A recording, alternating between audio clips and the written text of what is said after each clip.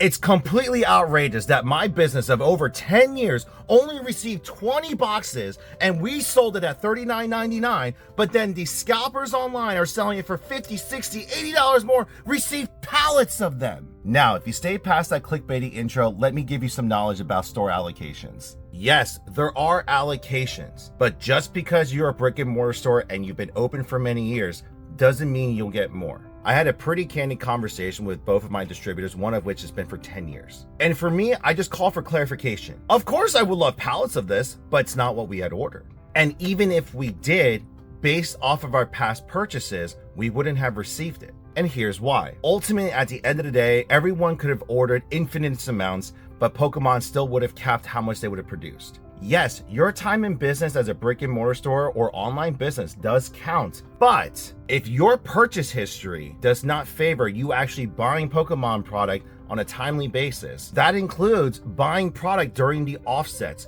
Do you cancel your pre-orders? Do you not actually purchase your allocations? Do you not purchase all the variety of products that they are trying to sell? Because you have to remember, the distributors are also a business too. They need to move the product that they've received. And if you're an account that only cherry picks certain things and doesn't actually give steady business, and I mean regarding a certain product like Pokemon, right? When times are good, like right now, you didn't earn that business. You didn't earn that allocation. And that's just the truth of the matter. And candidly speaking, we started reducing our Pokemon allocations just due to how the market was settling the last few years and we had a lot of leftover product. So we naturally just started ordering less and less. And he even said he noticed that. But if in the past we started increasing our orders overall for all the older sets, even the bad ones, had I requested more, we would have received some as well. And before you think it's favoritism, it's partially that. Based on that representative's past orders and fulfillments, it's what they are allotted by the Pokemon company. So if you're a business that historically buys pallets from the company,